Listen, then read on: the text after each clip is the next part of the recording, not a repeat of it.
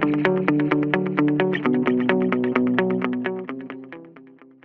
afternoon. Welcome to the Analyst. Today we'll be taking up 9 newspaper articles from the Hindu and the Indian Express and discussing them. The handout for the same will be available in the description of this video for your kind perusal. Please have a look at that. The first article that we'll be taking up is related to Atmanirbharta in Defence, as the Air Chief Marshal has stressed the need for indigenous production of defence equipment. The second article is related to Shanghai Cooperation Organization, as the External Affairs Minister S. Jaishankar will visit Islamabad for the meeting of SCO. Additionally, we'll be taking up 7 articles in the simplified. Now, the first article is related to the indigenization of the defense sector in India. The context behind it is that the Air Chief Marshal has stressed the need for indigenous production of defense equipments in India, as India has lagged behind in this regard. So we will discuss the importance of indigenous production of the defense equipments in India as well as the government initiatives in this regard.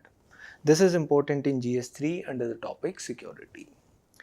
Now, why do we need indigenous production?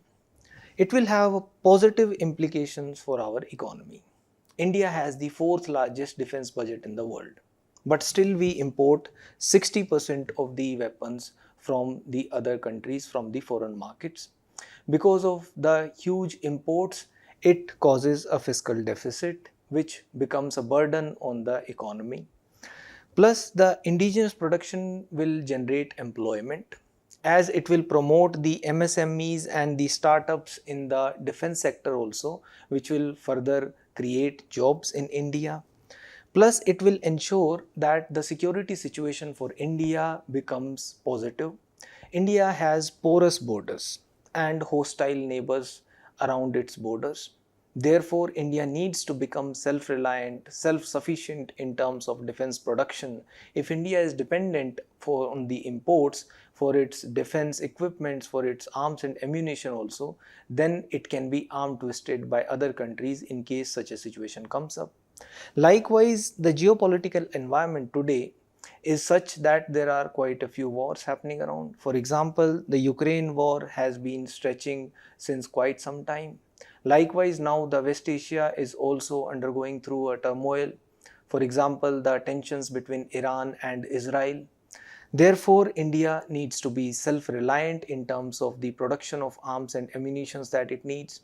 Not only self-reliance, if it produces in excess of what is required to meet its own needs, we can defend exports also.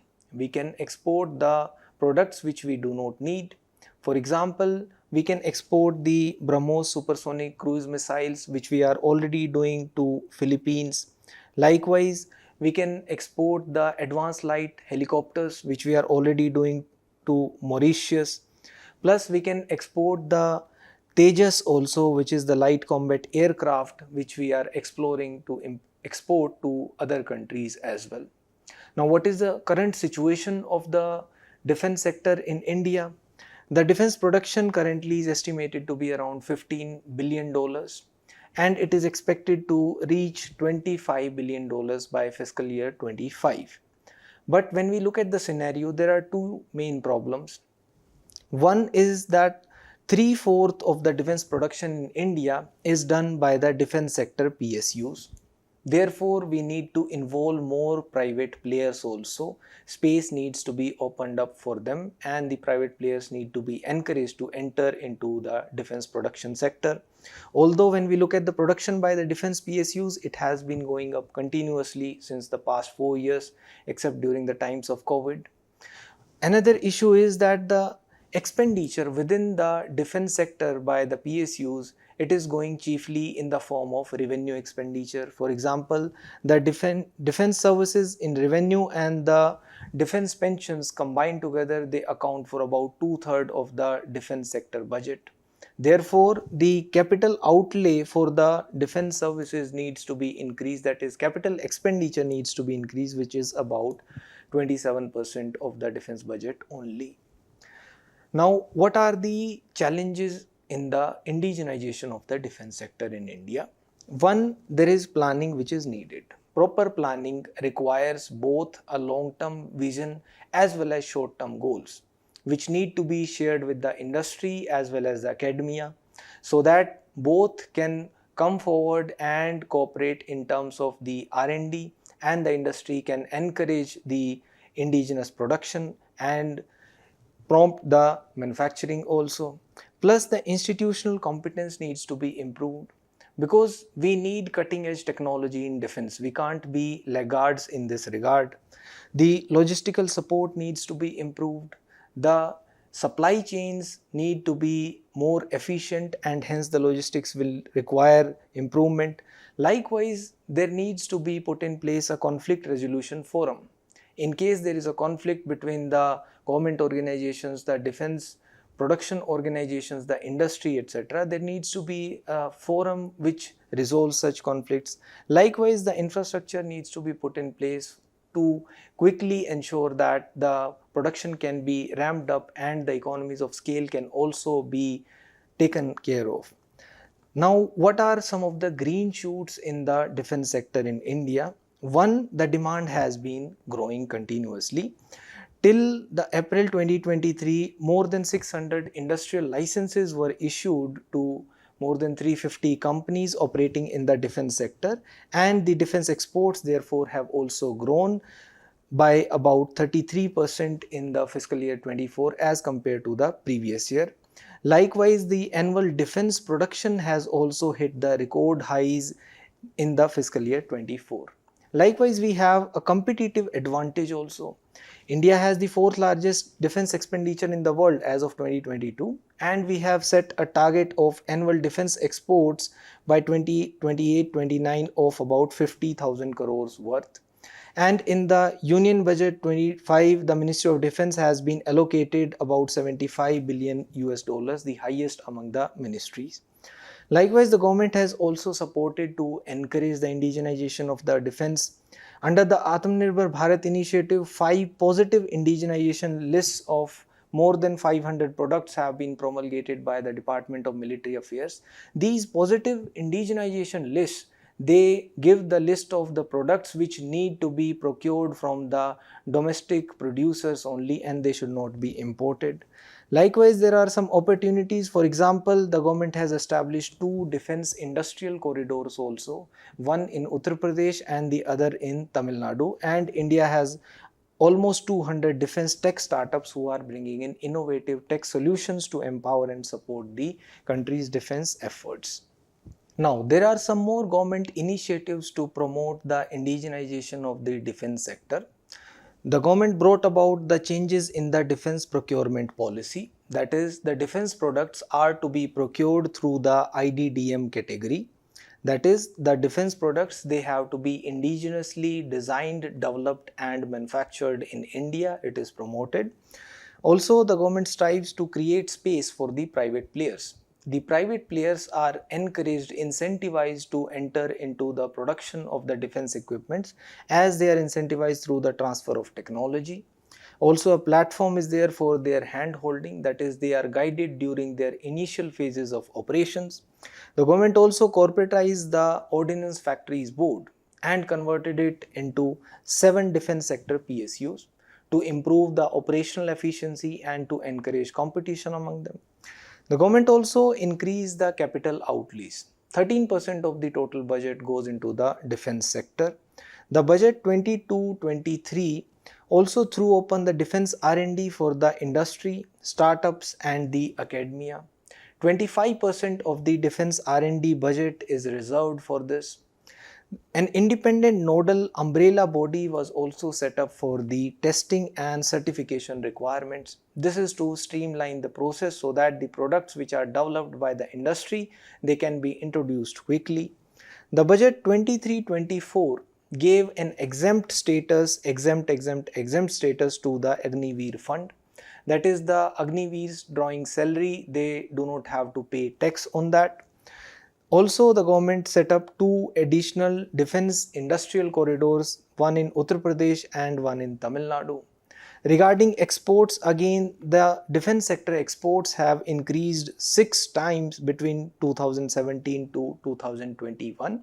Now the government has the aim to increase the exports by up to $5 billion by 24-25. Also, the government set up the Srijan portal. It is an online portal which incentivizes the domestic production of the defense products in India. Also, the Defense Acquisition Procedure 2020 is a catalyst for the Atmanirbhar Bharat Abhiyan, as it strives to achieve self-reliance in the defense production through the import substitution.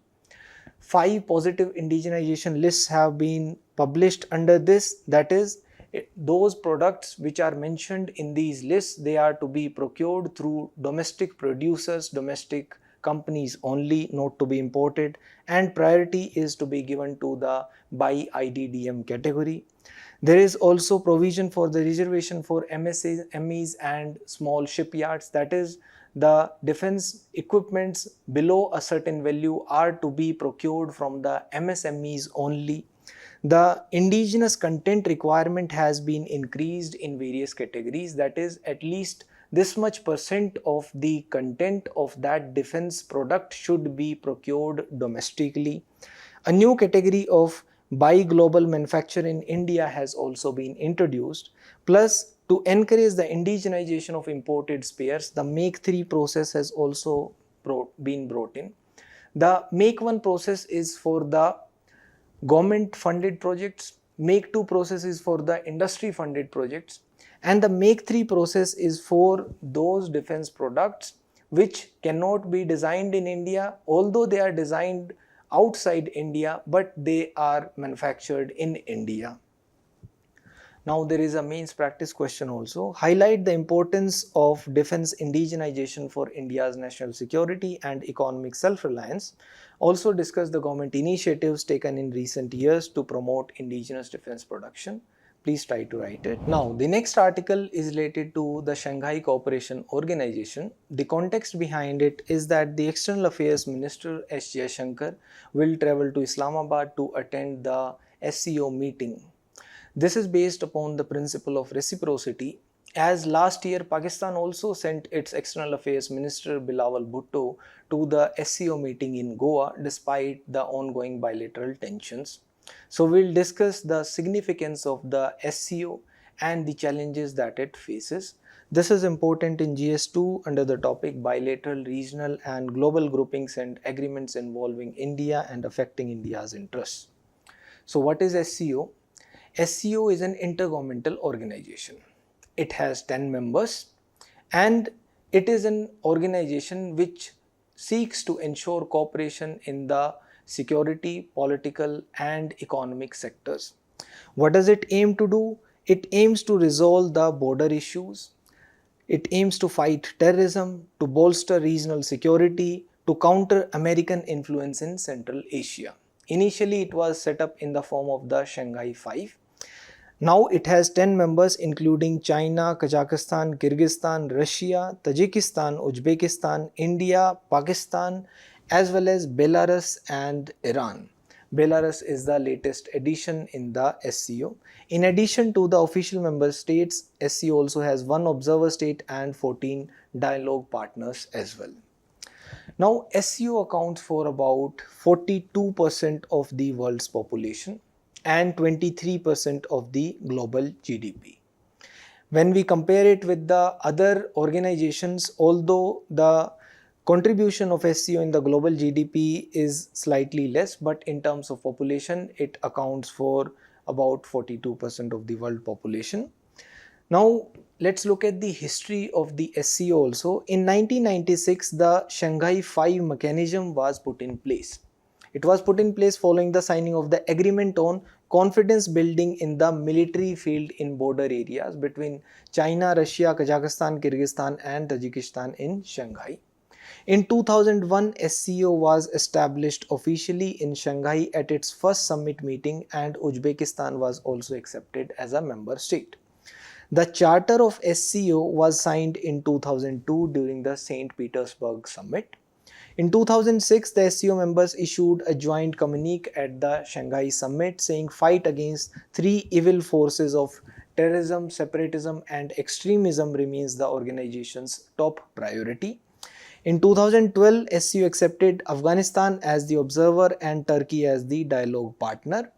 In 2015, in the summit at UFA, the SCO development strategy was also approved. This development strategy is to function till 2025. And in 2017, India and Pakistan were also admitted as the member states. Now, what is the SCO functioning upon? It is based upon the Shanghai spirit, which is talking about the mutual trust between the member states, the mutual benefit, equality, consultation, respect for cultural diversity, and the pursuit for common development. The policy that it has for dealing with the other member states, with the other countries, is based upon the principles of non-alignment, non-targeting any third country, and openness. Now, there are certain challenges that the SCO faces. For example, India needs to balance the ties with China and Russia. Russia has been a long-term partner of India, but India needs to maintain its strategic autonomy when it comes to cooperation with China, because the China-Pakistan economic corridor, it passes through Pakistan-occupied Kashmir. Therefore, India cannot join it as the initiative violates India's territorial integrity and sovereignty. And due to this issue of sovereignty, India has not joined the Belt and Road Initiative. Additionally, the bilateral trade of India with the Central Asian countries, the SCO countries, has been low. The chief reason behind that is poor connectivity, because Pakistan does not allow the land route to be used for India to conduct trade with the Central Asian countries. Therefore, the trade remains poor. The regional security concerns need to be addressed, as the region is infested with the problems of terrorism, separatism, extremism, etc. Therefore, India needs to manage the relations with Pakistan to ensure that Pakistan cooperates, and we also need to ensure that economic benefits accrue to India because of this cooperation. As we need market access, we need to access the markets of the Central Asian region countries. We want to build infrastructure in the region so that we can conduct trade and improve connectivity with the region also. So what can be some suggestions in this regard? We can promote connectivity with the Central Asian region countries. For example, India extended a $1 billion credit line to ensure the construction of the Dushanbe-Chotut highway in Tajikistan. We can promote and persuade Pakistan to allow India a land corridor to be used for conducting trade with the Central Asian region, conducting trade with Afghanistan also. And the bilateral trade, we can persuade the other countries for it to be conducted in the national currencies to reduce the dependence upon the US dollar. And we can promote more cooperation in terms of people-to-people ties, humanitarian ties and aid, etc. that we can send to those countries. Now, there is a mains practice question also. Examine the significance of SCO in promoting regional stability and economic cooperation among its member states. Also, discuss the key challenges faced by it in achieving its objectives in the context of geopolitical tensions and differences among the member states. Please try to write it. Now, the next article is related to the rights of the states to tax mines and minerals. This is important in GS3 under the topic Fiscal Federalism. Now, why do the states fight for their right to tax mines and minerals? Because it is a significant sector in India. The importance of the mineral sector in India can be observed from their contribution to GDP. The sector contributes to the GDP in the form of 2.5% of GDP in India. Likewise, it creates jobs. It creates employment in India as observed by the 12th five-year plan also, that it has a huge potential to create jobs. Likewise, it can support the production of electric vehicles. For example, the mining of lithium is a critical mineral, can boost the production of domestic electric vehicles in India. Likewise, it can support the generation of renewable energy. because the mining of aluminium, copper, etc., they will ultimately promote the domestic production of the solar energy in India. It can bring in investment. For example, the FDI, FII, etc. will be encouraged if the government allows the private players to participate in the mining sector in India. Now, what was the Supreme Court verdict in this regard? The Supreme Court observed that the Parliament can't restrict the states. The Parliament can't restrict the states from taxing the mines and minerals through the Mines and Minerals Act of 1957, the Mines and Minerals Development and Regulation Act of 1957. The court observed that the royalty that the central government receives, it is not tax. Royalty is in the nature of a contractual payment. That is, the central government is the owner and it is leasing out that land to the private players for them to mine the minerals, and in turn the lessee is paying royalty to the lessor, that is the central government. It can't be equated to tax, and therefore the central government cannot impose a tax on the mines and minerals, etc. The states do that. Now the review petitions were filed against the Supreme Court verdict, which the court has rejected. The court had ruled earlier that the power to tax mineral lands and quarries was not the exclusive power of the Parliament, and the court observed that there is no error apparent on the face of the record, and therefore the court said that any dilution in the taxing powers of the state legislatures will necessarily impact their ability to raise the revenues. This is a significant judgment to ensure fiscal federalism in India, to ensure that the states also have their own revenue sources. The fiscal federalism entails that the power of the states to levy taxes within the legislative domain, carved out to them and subject to the limitations laid down by the constitution, must be secured from unconstitutional interference by the Parliament, and therefore the judiciary has upheld the earlier verdict of this year. Now the next article is related to the fiscal prudence. This is important in GS3 under the topic Indian economy and issues related to planning, mobilization of resources, growth, development, etc. Now the article is talking about the fiscal prudence that the states need to follow. Let's first discuss the costs that fiscal imprudence imposes upon a government. In the case of India, if the government borrows more, then there have to be interest payments which needs to be made by the government on the borrowings, on the loans that it takes. In India, the interest payments account for more than 5% of GDP, and that is more than the combined budget of education and healthcare, which is worrying. Likewise, if there is already a huge fiscal deficit, then the counter-cyclical fiscal policy is affected. Now, counter-cyclical fiscal policy means that whenever the economy is going through a strain, then the government spending should increase and the government should give fiscal stimuli to encourage the economy to grow. But if the government is already having a huge fiscal deficit, it has already taken lots of loans and borrowed in terms of the external commercial borrowings or the domestic borrowings or from the RBI, etc., then it is strained and it can't take up counter-cyclical fiscal policy, stimuluses, measures, etc. Plus, if there is huge deficit, then the lending to the manufacturing is squeezed because the government revenue goes into the revenue payments and the expenditure on the capital expenditure will be lesser. The result will be that the sovereign rating which is given by the various credit rating agencies will be lower and the economy will be growing lesser, and today's borrowing is taxing tomorrow. Now let's come back to the article. The article starts with the incident of the New York City fiscal crisis, which you can use as an introduction in an essay. With the precarious state of finances, the New York City was locked out of the markets, and the then US president had vehemently opposed providing assistance, and he wanted to veto any bill that has its purpose as the federal bailout of the New York City. The rationale was that a bailout would force the city to put its house in order.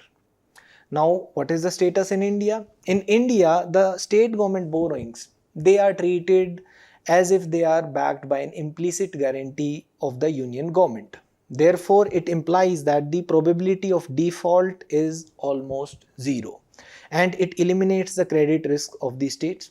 Therefore, unlike in the private market where the interest rates are higher if your already borrowings are high, and the interest rate is low if your debt is low, but that is not the case in the case of the state governments. Here there is no impact on the yield on the state bonds, as their position hardly varies, because higher interest rates are not charged to compensate for the credit risk, because there is no risk, as there is an implicit guarantee that the union government will pay in case the state government defaults.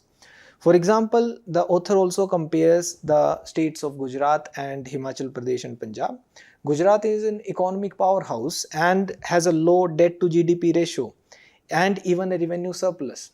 But Punjab and Himachal Pradesh both are under severe fiscal strain. But if you look at the bond yields, there is not much of a difference, as the market does not differentiate based upon the credit status. Now, this problem is not only an economic but also a political problem. The author argues that the states are more punctual in paying for the power suppliers rather than paying the salaries of the government employees, because the farmers are the primary beneficiaries of free power which is given in the states, and they are a more powerful political lobby. Therefore, the state government's finances are plagued by four chief problems. That is the tariffs. The government imposes lesser tariffs, it leads to lesser collection of revenue. It has more interest payments because the expenditure of the state governments is higher. The pension obligations of the state governments are quite high, and if they choose to switch to the old pension scheme or the unified pension scheme, the obligations will further increase, and the subsidies are being announced with a greater frequency. As per some calculations, a large number of states, just the allocations for the three interest payments, pension and power, they alone account for 70% of their own tax revenue. And the states also choose different ways to come out of this imbroglio. They seek bailouts. For example, the Punjab government reportedly sought a bailout from the 16th Finance Commission. But is bailout the real solution? What can be some suggestions in this regard also? One, the governments can seek to disinvest in some government sector PSUs. If they are inefficient, if they are loss making, we can go ahead and disinvest in those PSUs. And we can choose not to revert to the old pension scheme, as it will cause more burden on the public exchequer. The freebies distribution can be brought down. Rather, the expenditure from the government should be more focused on the capital expenditure rather than revenue expenditure. The subsidies in kind can also be reduced, as there are ghost beneficiaries, leakages, pilferages, etc. And we can seek to adhere to the rules of FRBM, that is Fiscal Responsibility and Budget Management Act. Now, the next article is related to the bridging of the skill gap through circular migration. This is important in GS2 under the topic Human Resources and Indian Diaspora. Now, what is circular migration? In migration, people move from one place to another place. It can be within a country also, or between countries also. That is, people move from one country to another country. But in circular migration, the people move to other places in search of better opportunities temporarily. After that, they move back to the home country after the temporary relocation. We call it the circular migration. Now let's come back to the article. The article says that if the migration is by youth of lesser skills, and if they are coming back to India through circular migration, then it won't amount to brain drain. The author argues that circular migration will result in skill gain for both Israel as well as India, as has been the scheme of things through the labor mobility agreements that India is going to sign with various countries, and it has been crafted with countries like Germany, Japan and Israel already. The permanent migration of highly qualified doctors and engineers, etc., it is indeed brain drain. And until 2000, most of the doctors and engineers who settled abroad, they studied through the highly subsidized institutions in India, and those subsidies were given through the taxpayers' revenues, and their remittances were brought into India.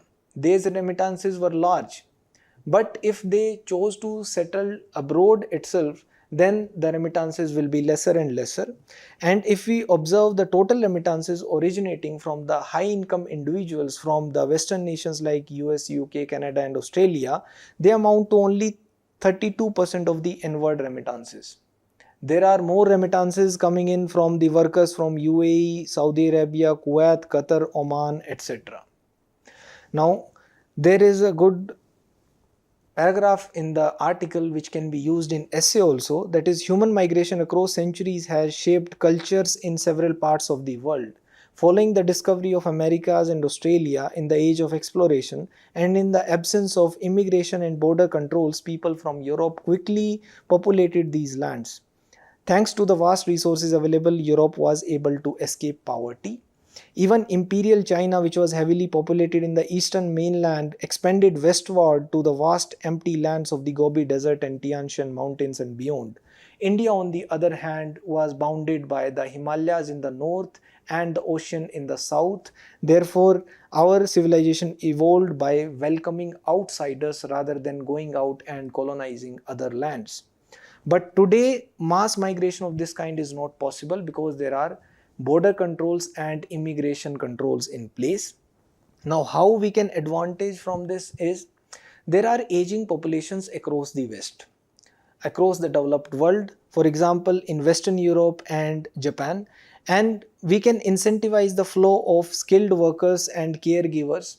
These can migrate from the developing world to the developed world, and the aging demography of the developed world has created the greatest opportunity for India to enhance the quality of life for many Indians in a single generation, because today there is a great shortage in Europe and Japan of people who can write algorithms for quantum computers, build infrastructure for or work in healthcare, etc. Therefore, the author suggests that circular migration may be a win-win situation, as this way the wages of the workers will also be safeguarded and the social security agreements will ensure that they are not exploited, and their return will also be guaranteed to their home nations. But there are certain challenges. For example, there are language barriers which need to be fulfilled. Also, the government to government agreements for the circular migration, they require an exact match of the skills which are needed by the destination countries and the skills which the young people from the migrating countries from India require to have. Also, legal compliances, passport, etc., they need to be put in place. Now, NSDC has aggregated the skill gap demand for many of India's partner countries, and along with that there has been cooperation from the Maharashtra Institution for Transformation, that is MITRA, to evolve the SOPs, standard operating procedures and policy norms, so that the skilled youth could access the higher wage markets. Also, there is a challenge to identify the youth who are willing to migrate and who have the exact skills which are required, and these challenges can be addressed. Now, what are the benefits of circular migration? It will have the benefit of the triple win. It will be beneficial for the person who is migrating, it will be beneficial for the country, destination country and the origin country both. It will create a financial capital for the origin country, as there will be remittances coming in back from the foreign countries into India. It will create a human capital, as the people who go abroad and come back, they will be coming back with newer skills. But there are certain costs also. There are risks of brain drain in the form of the highly skilled trained professionals, engineers, etc. Also, the freedom of the people who are emigrating, they may not be as per the standards. For example, there might be incidences of forced labor if there are no social security agreements in place. They might face discrimination in the form of hate crimes, as observed by various incidents around Australia. And there might be gender issues as well as social security issues, including health. Now, the next article is related to the economic recovery of Sri Lanka. India has pledged full support for the economic recovery of Sri Lanka. This is important in GS2 under the topic India and its neighborhood relations. Now, External Affairs Minister S. Jaishankar met the newly elected President of Sri Lanka. Mr. Dissanayake is a leftist leader who has been elected as the new President of Sri Lanka. And talks broadly focused upon the issues of the fisheries conflict, India's security interests, and the pending political settlements of Sri Lankan Tamils. The Sri Lankan Tamils have been demanding for the adoption of the 13th Amendment to the Sri Lankan Constitution, asking for the adoption of Tamil as one of the official languages of Sri Lanka. Also, India has been asking for the release of fishermen who are often caught by the Sri Lankan policemen and to ensure that India's security interests are upheld. In this regard, there has been cooperation from both sides. India's commitment to assisting Sri Lanka in tourism, investment, electricity, energy services and dairy industry has been highlighted, and Sri Lanka could leverage India's market also to boost its economic recovery. India's support is now totaling almost $4 billion. India-backed initiatives were also highlighted in the fields of energy, production and transmission, fuel and LNG supply, solar electrification of religious places, connectivity, digital public infrastructure, health, as well as dairy development. India also sought a commitment from Sri Lanka that Sri Lanka will not allow its territory to be utilized for the purposes which are inimical to India's security interests. And in turn, India also supported the Sri Lankan aspirations for all communities, including Tamils, for equality, justice, dignity, and peace while maintaining unity, territorial integrity, and sovereignty of Sri Lanka. Therefore, the full and effective implementation of the 13th Amendment of its constitution and early conduct of provincial elections will facilitate these objectives, and the areas of mutual interest will be taken care of. One important issue is the release of fishermen. As the Indian fishermen often go for fishing in the Sri Lankan waters, not only that, they use the bottom trawlers. The bottom trawlers ensure that the reproduction of the fishes will be lesser and the fishing stocks get depleted quite fast. For many years, the Sri Lankan fishermen have been urging the fishermen in Tamil Nadu to refrain from using the bottom trawling fishing method, as it severely depletes the marine ecosystem, and the Indian fishermen in this process are often arrested by the Sri Lankan police for fishing in their territorial waters, and India has sought cooperation from Sri Lanka in this regard. The next article is related to the critical mineral supply chain agreement which has been signed between India and USA. This is important in GS3 under the topic Effect of Policies and Politics of Developed and Developing Countries on India's Interests. Now, there is a rising concern that China is controlling the critical minerals. Now, it allows China to dominate the clean technology supply chain, particularly in the manufacturing of the solar cells, electric vehicles manufacturing, etc. And there have been a series of unexpected curbs which have been imposed by China. For example, the restrictions on the export of gallium and germanium. These are used in the semiconductor industry, gallium and germanium, and it has imposed a ban on exporting technology for manufacturing rare earth magnets as well as the technology to extract and separate critical minerals. In this regard, India's agreement with the USA for the critical mineral supply chain is significant, as it will ensure that the priority areas of focus include identifying equipment, services, policies, best practices to facilitate the mutually beneficial commercial development of US and the Indian critical minerals, including exploration, extraction, processing, refining, recycling, as well as recovery. So India need to cooperate with USA not only among the two countries but also in the other regions, especially in the mineral-rich countries of Africa and South America. Now, this agreement follows the recommendation from the USA that India itself should also expand and protect its clean energy manufacturing, which India has been doing through the productivity-linked incentive schemes. This productivity-linked incentive scheme incentivizes those industries who are ramping up production, especially in the electronic manufacturing sector, and these PLI schemes have invested over $4.5 billion to incentivize the nascent clean energy manufacturing. The Economic Survey 23-24 also noted that China's manufacturing trade surplus has been expanding. It has been manufacturing more and more since 2019, but the domestic demand has been weak and the industrial capacity at the same time has been increasing. Therefore, it is seeking markets for its export.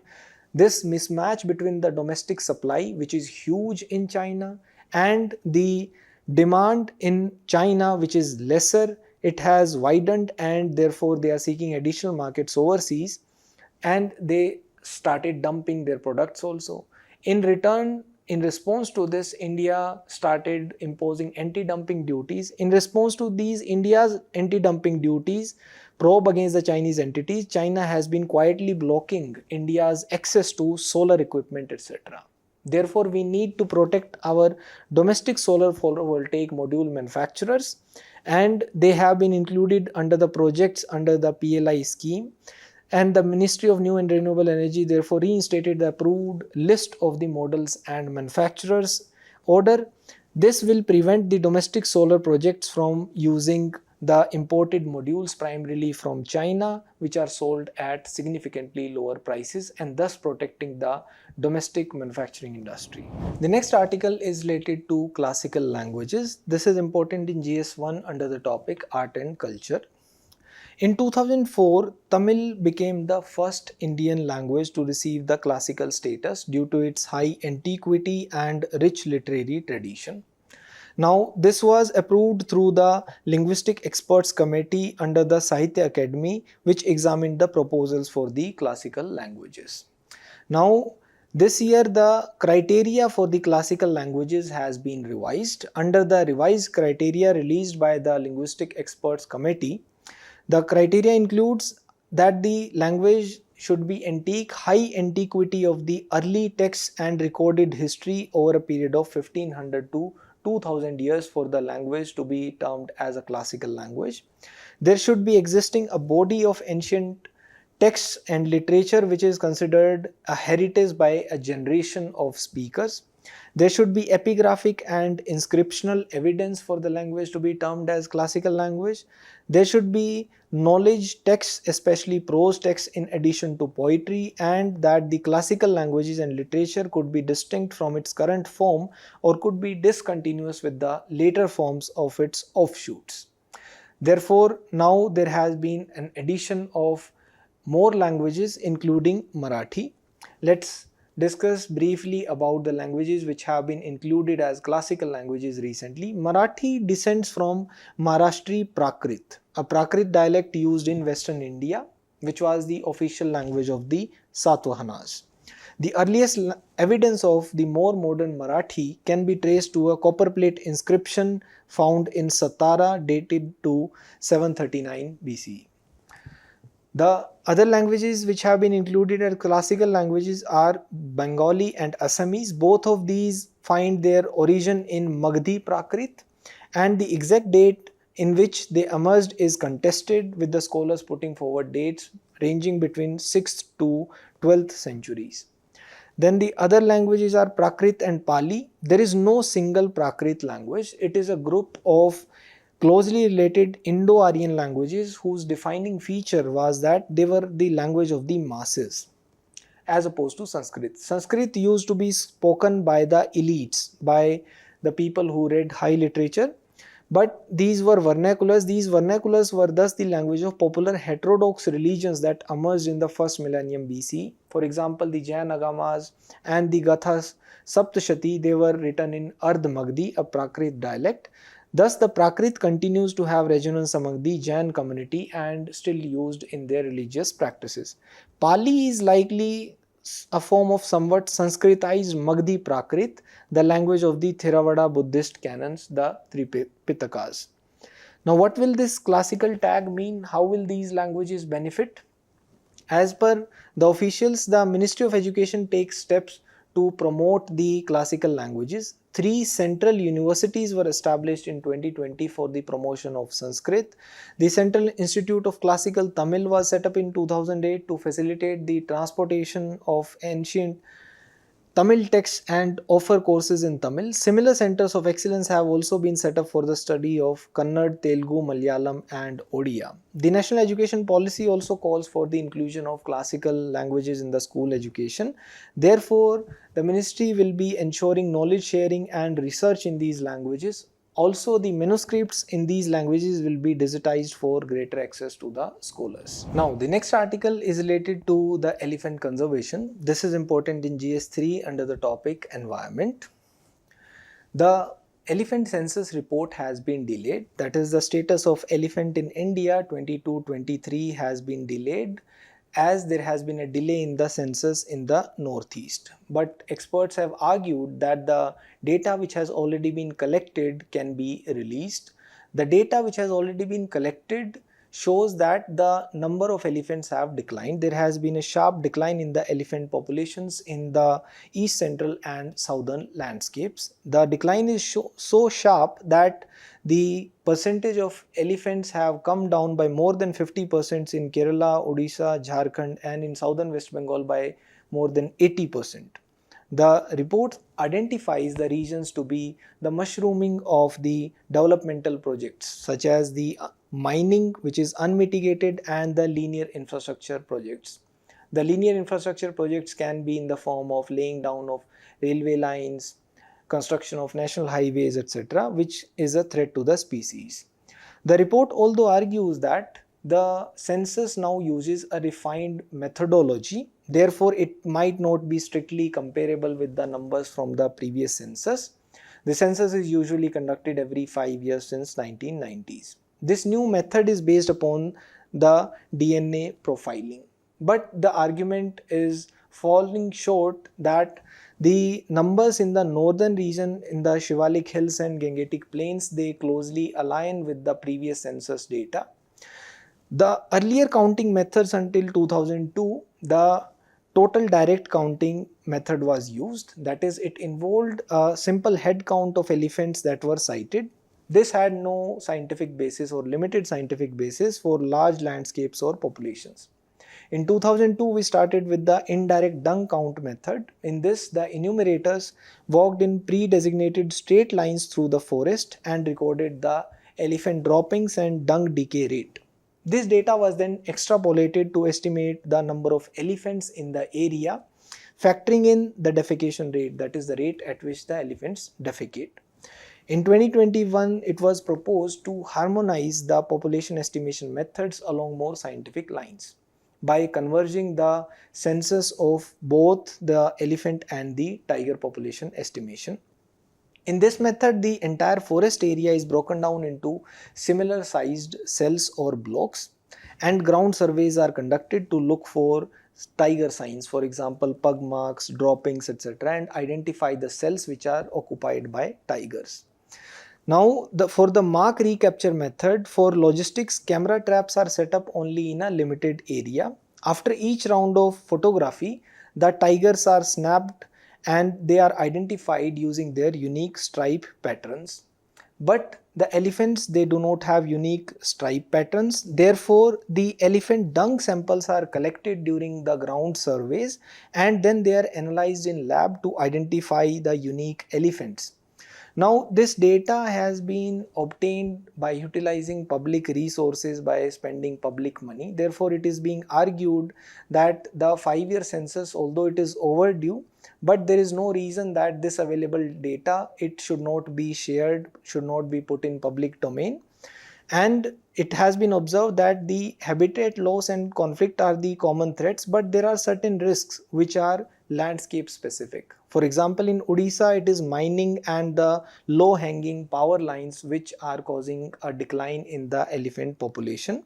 Also, this absolute numbers for elephants or tigers, they have little meaning beyond the news headlines. Rather, what we need to do is we need to estimate populations to know how a species is doing in the wild.